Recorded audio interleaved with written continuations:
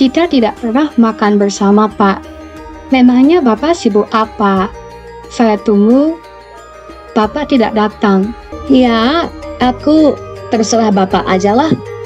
Di mana saja saya pasti nurut. Semua itu kalau sudah clear.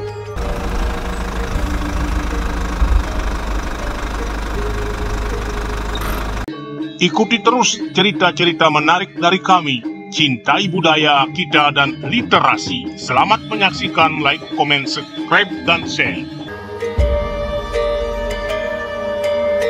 Kisah lika-liku kehidupan seorang anak petani. Dana adalah seorang anak petani miskin di pedesaan, tetapi ia sangat ulet, rajin dan cerdas. Ayah Dana sangat kagum dengan anaknya, walaupun ia telah menamatkan dirinya bersekolah, tetapi ia tidak pernah gengsi untuk bekerja sebagai petani. Dana, anakku, sesungguhnya ayah sangat bangga dengan dirimu. Tidak memilih-milih pekerjaan. Ayah lihat kamu mempunyai semangat yang begitu kuat. Bukannya ayah membeda-bedakan pekerjaan, tapi sebaiknya mumpung kamu masih muda, cobalah bekerja di tempat lain dulu untuk mencari pengalaman. Karena ayah masih kuat mengerjakan pekerjaan sebagai petani. Setelah mendengar saran dari ayahnya, Dana rupa-rupanya itu adalah masuk akal semuanya. Maka Dana pun melamar pekerjaan, pergi ke sebuah kantor keuangan, yaitu yang bergerak di bidang asuransi, karena memang itulah jurusan kuliahnya di bidang ekonomi waktu ia bersekolah. Bak Gayung bersambut.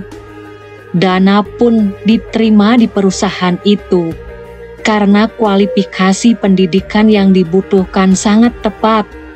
Dan juga Dana memang anak yang cerdas sejak ia anak-anak. Ia memulai karirnya menjadi karyawan biasa. Seiring berjalannya waktu, karena prestasinya, ia pun diangkat menjadi manajer di perusahaan asuransi itu. Karena hidupnya sudah mapan, ia pun berkeluarga. Keberhasilan Dana sudah tersebar di seluruh kampung. Bahkan ia menjadi kebanggaan kampungnya, menjadikan panutan dan patokan dari setiap orang sukses di desanya. Karena perusahaannya bergerak di bidang pemasaran dan keuangan, tentu banyak gadis-gadis cantik yang mengelilingi dirinya, yang juga merupakan bawahan dari Dana. Selamat siang, Pak. Saya ada masalah, Pak, dengan nasabah. Sebenarnya dia sudah deal untuk menutup polis dengan pertanggungan 500 juta. Tetapi ada beberapa hal yang tidak mampu saya jelaskan. Mungkin kemampuan saya belum mencukupi untuk menjelaskan itu. Mohon kalau bisa Bapak yang ikut juga untuk meyakinkan nasabah kita, Pak. Biar tidak berpaling atau beralih ke perusahaan lain, Pak. Ya baiklah, usahakan uang pertanggungan yang 500 juta jangan sampai hilang. Begitu lama aku telah mendidik dan mentrainingmu, belum juga kamu paham. Ya baik, kalau begitu, nanti lihatlah bagaimana trik aku bisa meyakinkan nasabah tentang bahwa perusahaan ini sangat benefit dan mampu meyakinkan para pelanggan kita. Dana pun merenung, karena sebetulnya ia telah berkali-kali memberikan training kepada bawahannya. Ia tidak ingin omset perusahaannya menurun karena kantor telah menargetkan ia sejumlah target yang harus ia penuhi. Akhirnya ia pun memutuskan untuk mengantar bawahannya, tapi ia juga bertanya-tanya, padahal semuanya sudah diberikan materinya. Kenapa aku yang ikut? Begitu pikirnya. Terus terang Pak, tanpa Bapak yang ikut menemani, aku sangat kurang percaya diri. Saya yakin kalau Bapak mau ikut, itu pasti close Pak. Percayalah. Dana pun menyanggupinya. Ya baiklah, nanti aku yang menemani. Akhirnya istri Dana yang juga bekerja di perusahaan yang sama namun lain kantor menghadap suaminya karena belakangan ini suaminya sangat lain gerak-geriknya yang ia tangkap. Pak, sudah beberapa minggu terakhir ini, kita tidak pernah makan bersama, Pak. Memangnya Bapak sibuk apa? Saya tunggu, Bapak tidak datang, dan bahkan sering menutup telepon, Pak. Sesungguhnya ada apa, Pak? Tolong dijawab, Pak. Saya sebagai seorang wanita tentu mempunyai naluri, Pak. Saya punya insting. Kalau Bapak tidak mau menjawab apa yang saya tanyakan, saya juga bisa berbuat sama seperti apa yang Bapak lakukan. Ya jawablah Pak, jangan diam saja. Tentu memang alasan bisa dibuat. 1000 alasan bisa dibuat, tetapi itu harus masuk akal dan memang kenyataan. Dana tidak menjawab, kesal dan geram tentang pertanyaan istrinya. Lalu Ratih, istrinya Dana pun meninggalkan tempat itu dengan rasa kesal juga. Dana dan stafnya yang bernama Asih sekarang merealisasikan janjinya. Dia akan berkunjung ke rumah nasabah yang dituju. Tetapi sebelumnya ia sempat berbincang. Setelah itu, ia akan melakukan rekreasi dan makan bareng di tempat yang telah ditentukan. Asih, bila betul-betul nanti polis itu close, kita makan di mana, Asih? Hayo katakan. Ya, aku terserah Bapak ajalah. Di mana saja saya pasti nurut. Semua itu kalau sudah clear. Ya, saya setuju saja Pak, kemana saja.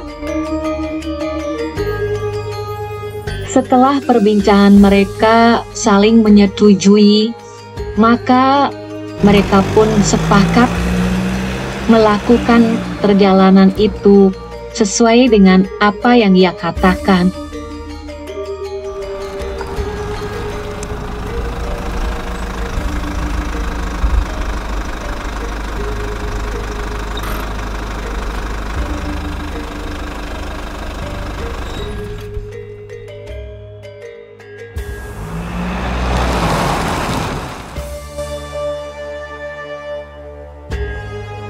Asih, ternyata kita tidak sadari tempat ini sangat indah sekali untuk melakukan refreshing, Asih.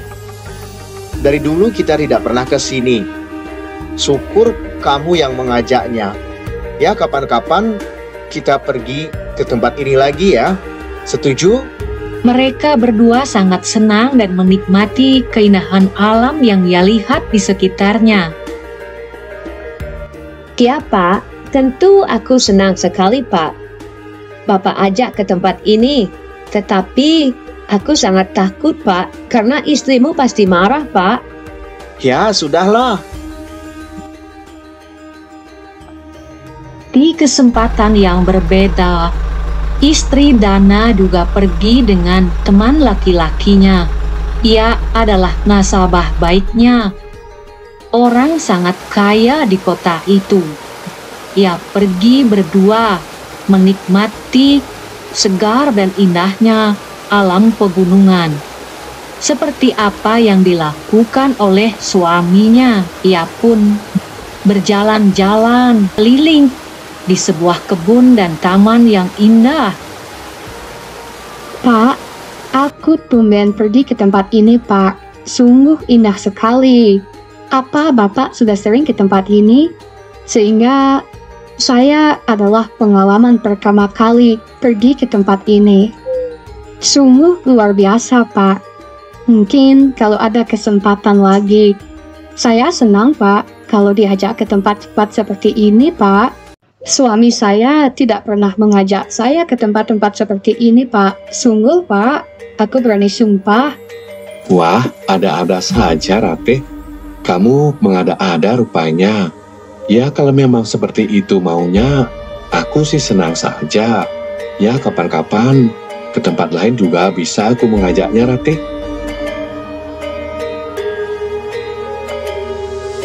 Keluarga Dana yang sudah mendapat pujian dari masyarakat di kampung di mana ia tinggal, ia terkenal harmonis. Namun tiba-tiba ambruk setelah keduanya mencari jalan masing-masing dan berbeda. Rumah dan mobil yang ia miliki dari keringat bersama istrinya kini telah disita oleh polisi karena ia telah melakukan korupsi di perusahaan itu sejak ia senang bermain-main dengan perempuan. Dengan penuh penyesalan dan rasa sedih, Dana kembali ke kampung halamannya.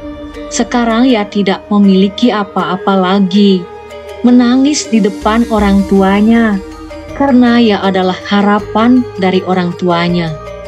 Ia pun bercerai dengan istrinya yang ia ajak membangun rumah tangga dari sekian puluh tahun yang lalu.